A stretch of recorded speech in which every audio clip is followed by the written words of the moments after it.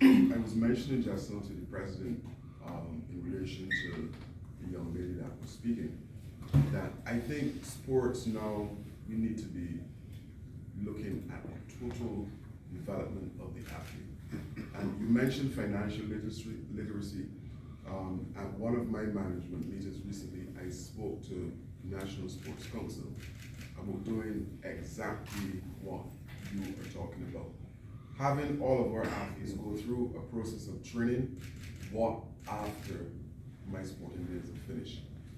We have too many former national athletes that are struggling, and I believe that we should maybe start a fund that will assist those persons in terms of how they treat to their life after.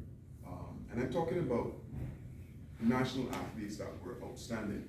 I can think of one that I got a call recently, and someone said, look, this particular individual is struggling, how can you help? And I reached out to a fellow colleague minister, and we put in plans in place to assist him. But there really is a need for those who will transition from our amateur stage, because every now and then you will see one or two of our footballers or maybe a basketballer that is able to play their trade in a different country. Funds, you mentioned the cricketer, I guess in a year's time he'll be able to buy a security firm in terms of the fund, the money that will come his way.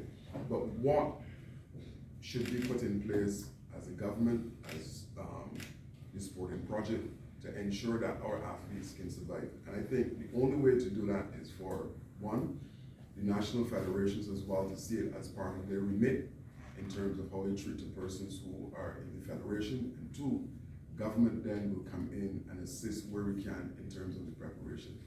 And I'm trying to get persons to pivot away from the notion that sports is just sports, because it is more than that.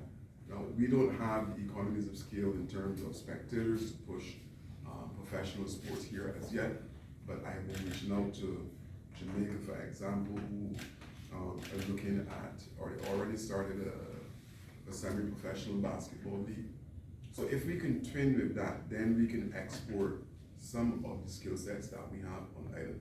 So your question is one that is occupying my mind in terms of how we treat the athletes after the playing days are finished. And I was also looking at what can be done when a cricketer or a triathlete is applying for a loan and they're being told you're considered risky. That is something that I can't answer right now, because, like I said, we don't have any professional leagues here that you can say, well, I'm making X amount of money per month.